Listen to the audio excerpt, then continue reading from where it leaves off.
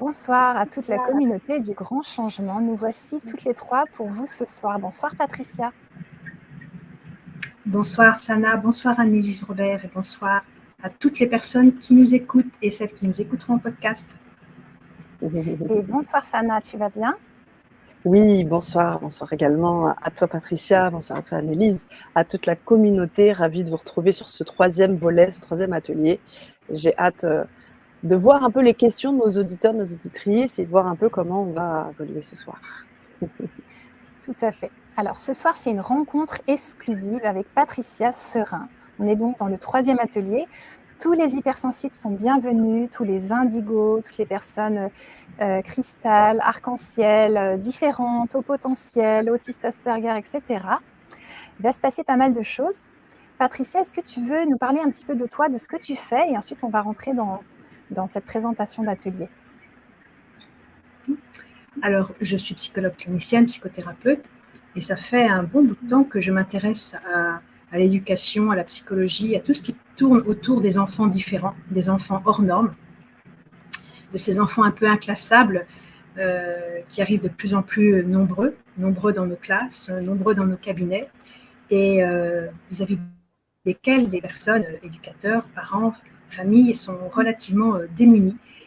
J'ai reçu un certain nombre de ces personnes-là, de ces enfants et de ces familles, et c'est surtout à l'occasion des témoignages qui ont été laissés sur l'espace des professionnels de santé de l'INRES, Institut National de Recherche en Expérience Extraordinaire, qui est maintenant inexploré, qu'en fait j'ai commencé à travailler, à chercher moi-même aussi des réponses pour aider toutes ces personnes.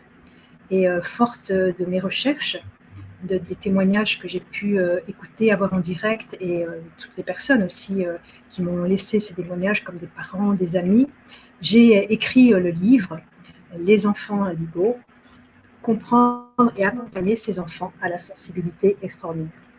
Wow. Et depuis que j'ai écrit ce livre, qui est paru en automne dernier, j'ai pas mal de retours de personnes qui souhaitent mieux comprendre, approfondir aussi ce que sont ces enfants, témoigner également, quand même, étant adultes aujourd'hui, ont pu être des enfants comme cela, et me poser un certain nombre de questions pour que j'approfondisse, comme ça va être le cas ce soir, par rapport aux enfants ou aux adultes qui sont là aujourd'hui, comment accompagner un parcours et comment se développer quand on est différent, quand on est hors norme et qu'on a une sensibilité, une hyperesthésie et qu'on vit des expériences extraordinaires comme cela. Ok, merci. Alors sur la chaîne du Grand Changement, on a beaucoup d'indigos. Nous-mêmes, on est aussi concernés, on accompagne aussi souvent les indigos, les hypersensibles. Moi, c'est justement mon métier. Et ces trois ateliers, Patricia, ils sont pour qui ? Est-ce que c'est pour les professionnels ? Est-ce que c'est pour les parents ? Est-ce que c'est pour toutes les personnes qui sont avec des indigos ? Ça se passe comment ? Alors, je pense que, Annelise, tu en as très bien parlé au début. C'est vraiment pour toutes les personnes qui se sentent concernées par ces enfants différents, ou qui se sentent concernés aussi parce qu'ils sont eux-mêmes hypersensibles. Donc, au même titre que mon livre, moi, j'ai souhaité vraiment faire un travail grand public pour que ce soit rendu accessible, que ce soit venant des familles, des professionnels de santé, des éducateurs, des enseignants, des familles, mais pour que tout le monde puisse comprendre aussi comment fonctionnent ces enfants, comment sont aussi ces adultes, qu'est-ce qu'ils sont devenus, et comment ouvrir au mieux ce potentiel pour être un acteur de demain et pour vraiment mettre notre potentiel au service de la société. Donc c'est vraiment tout public, et toutes les personnes hypersensibles, toutes les personnes évidemment qui se posent des questions par rapport à ce que sont ces nouveaux enfants qui arrivent aussi, parce que c'est des enfants qui seront les adultes de demain, sont les bienvenus pour participer, pour écouter et pour déposer naturellement leurs témoignages et poser leurs questions.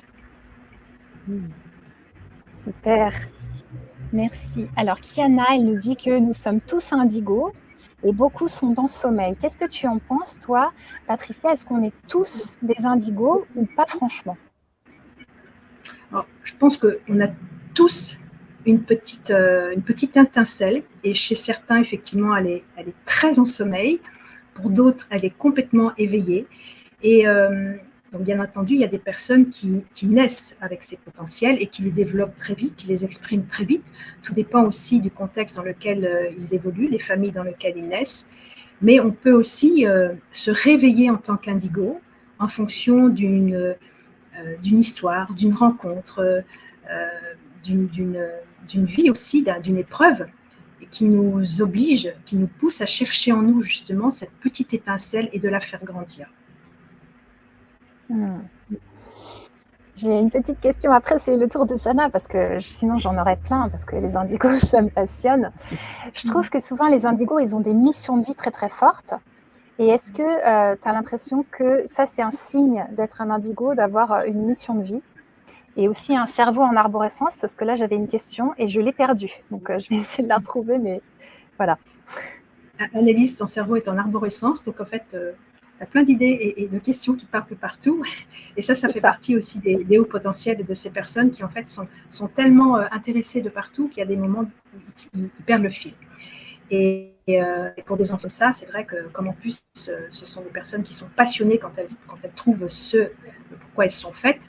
C'est vraiment aussi un travail pour les éducateurs. On pourrait y revenir aussi, répondre à des questions, parce que ce sont aussi des enfants comme les autres, de leur apprendre à cadrer et à avoir quelque chose de ferme autour d'eux pour leur permettre de se sentir sécurisés et justement de ne pas s'éparpiller. Donc tu reviens à cette notion de haut potentiel. Tous les indigos sont des hauts potentiels émotionnels en tout cas.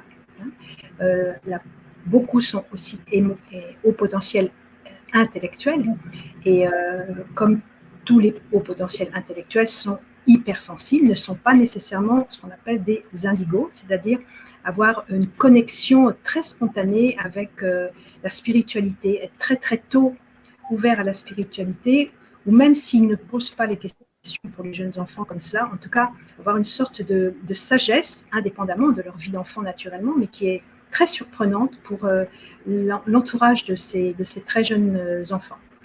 Donc voilà, c'est un début de réponse en tout cas que je peux proposer par rapport à cette question. Merci. Alors, la suite de ma question est revenue dans mon cerveau. Il y a Kiana qui dit « N'avons-nous pas tous une mission de vie en tant qu'être incarné ?» Et ma question, en fait, c'est, je trouve que les indigos, ils ont souvent, tu vois, une mission de vie. Et toi, en fait, qu'est-ce qui t'a fait... Enfin, qu'est-ce qui est né en toi pour que tu fasses ça, pour que tu aides autant d'enfants? Voilà. Alors, j'étais moi-même touchée par... je ne suis pas touchée par la grâce, là, mais touchée par cette histoire d'arborescence, puisque je reviens à la mission de vie dont je n'avais pas parlé juste avant dans ma réponse à la question. Oui, certains de ces enfants sentent qu'ils ont une mission. Nombreux la découvrent. Le travail aussi avec les adolescents et les jeunes adultes qui sont en difficulté dans ce monde qui est assez compliqué, c'est de les aider justement à trouver non seulement pourquoi ils sont faits, mais de les aider à suivre cette voie-là. Donc cette mission, certains en sont conscients, d'autres non. Moi, j'ai eu très vite très tôt la chance à l'adolescence de savoir que je voulais être psychologue. 14-15 ans, j'ai eu cette chance-là de faire une sorte de stage dans un externat médico-pédagogique qui recevait des enfants autistes, des enfants différents. Et ça a été une totale révélation. Donc j'ai eu vraiment cette chance de savoir que j'avais, même si je ne l'expliquais pas comme ça naturellement, mais de sentir que c'était quelque chose pour moi de totalement évident et d'avoir eu cette chance très très tôt aussi d'avoir cette sensibilité à la spiritualité, comme beaucoup d'adolescents, de me poser des questions, mais comme je vivais des expériences extraordinaires sans comprendre ce que ça voulait vraiment être, comme quand j'étais enfant, d'avoir des amis imaginaires, de faire des voyages, ça peut sembler un peu bizarre comme ça, mais des voyages astro, on peut peut-être expliquer ça comme ça, je ne sais pas, alors c'est peut-être des rêves, mais maintenant que je suis adulte et psychologue, je sais bien que c'était tout à fait autre chose. Donc j'ai été très jeune sensibilisée à autre chose, malgré que bien que je sois dans un environnement traditionnel et sans aucune ouverture spirituelle, en tout cas pour ce genre de choses. Et ma quête a été vraiment d'associer depuis très très longtemps la compréhension de ces phénomènes. C'est pour ça que quand Jans France est venu en France, parce que j'ai vécu 2 NDE, j'étais déjà très soulagée. Puis l'INRES, qui est donc inexplorée maintenant. Et ça m'a permis de rencontrer aussi des personnes qui font partie de ma famille d'âme et de continuer à travailler, à explorer sur tous ces phénomènes. Donc, c'est vrai que je dirais que moi, ma mission de vie, je l'ai très tôt sentie, comprise, et je n'ai fait que tracer ma route et suivre cette voie qui me va et qui me permet de me sentir vraiment bien et d'être à ma place. C'est vraiment une grande, grande chance, je pense, comme vous aussi, vous êtes à votre place. Et si chaque indigo peut être à sa place, même qu'il soit conscient ou pas d'avoir une mission de vie, il va vraiment, vraiment pouvoir aider à trouver et aller vers un monde meilleur. Et on en a vraiment besoin aujourd'hui. Merci beaucoup.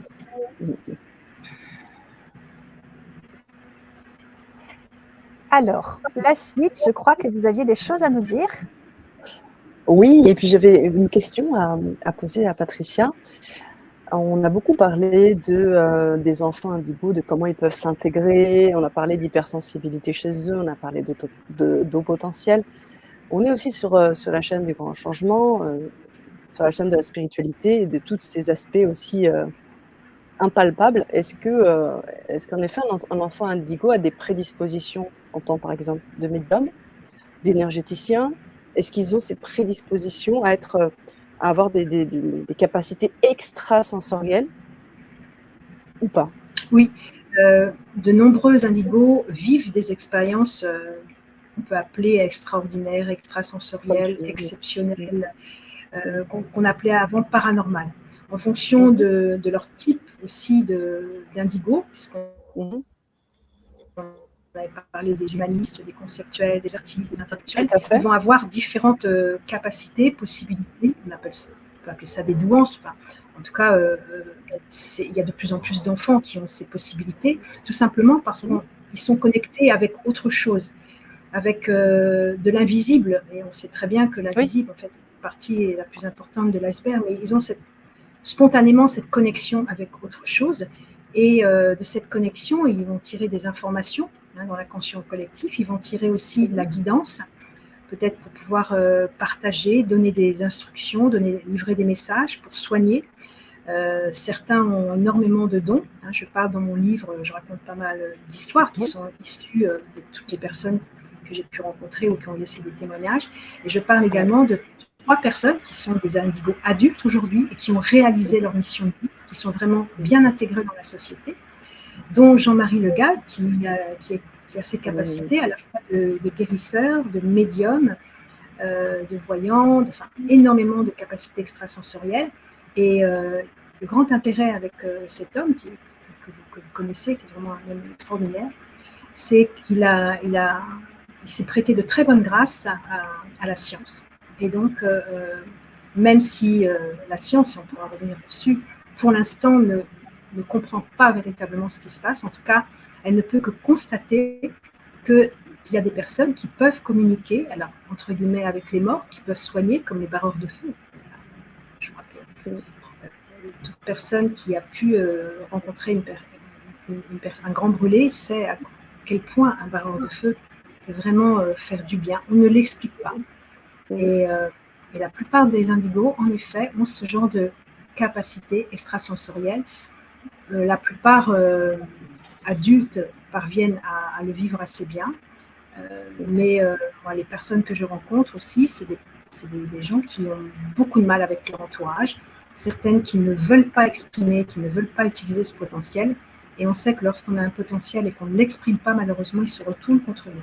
Donc là, c'est tout un sujet aussi de comment reconnaître, accepter, comprendre aussi qu'un enfant, qu'un adulte puisse avoir ce genre de talent, si on peut dire. Et on a tous des talents, indigos ou pas indigos, bien sûr. Et ça existe parce qu'ils sont en but à la méfiance, au doute, au rejet, aux critiques, aux moqueries. Et nombreux indigos, enfants mais surtout adultes aujourd'hui, ont été des enfants harcelés. Et c'est quelque chose de très très douloureux qui ne pousse absolument pas naturellement à exprimer leur douance.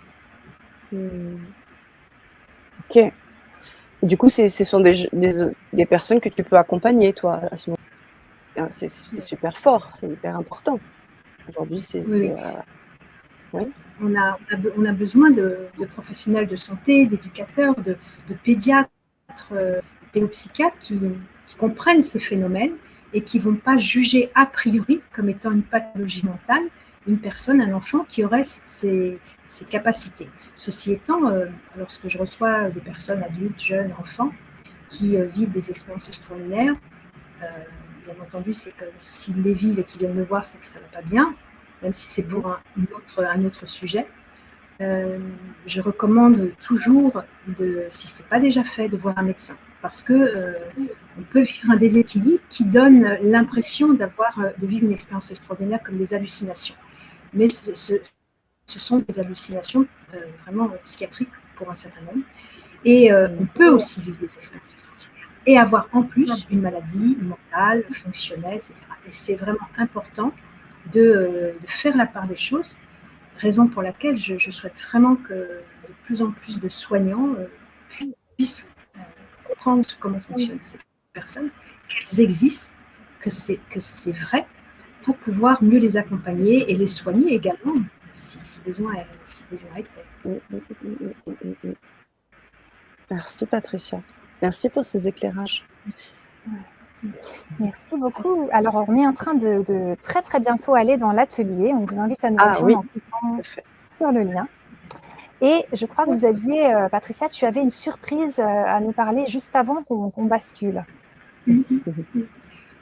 Alors, au même titre que lors du dernier atelier, j'ai proposé un travail de visualisation, d'expansion de conscience pour aider à relier entre notre Terre Gaïa et notre Père Céleste, retrouver aligner nos chakras. Et tout à l'heure, je vais également proposer un travail d'expansion de conscience, d'accompagnement, pour que chacun, alors les adultes naturellement là qui nous écoutent, puissent rencontrer leurs minéraux, leurs végétaux et leurs animaux totems qui peuvent les aider dans différents moments de leur vie, sachant que les adultes qui écouteront pourront parfaitement retranscrire cet exercice auprès des enfants qu'ils accompagnent, leurs enfants, ou en tant qu'éducateurs enseignants, les enfants qu'ils accompagnent et qui sont à leur charge. Donc voilà le petit bonus, la petite surprise que je vous propose tout à l'heure. Et en général, on trouve des pépites, de vraies pépites, et on a de belles surprises. C'est un travail que j'aime beaucoup proposer, alors surtout aux jeunes et aux enfants. Et ça marche très très fort. Et je pense que les adultes qui ont conservé leur enfant intérieur ouvert et ouvert au merveilleux joueront le jeu et vont avoir de belles surprises et de belles rencontres. Magnifique. Merci beaucoup. Sans nul doute. Sans nul doute. Alors, j'aimerais juste ajouter aussi un autre bonus que vous allez avoir quand vous cliquez sur le lien qu'Annelise vous a mis dans le chat. Vous aurez aussi, grâce à Patricia, en cliquant, donc une fois que vous êtes procuré les ateliers, vous recevrez en bonus les premières pages du livre de Patricia.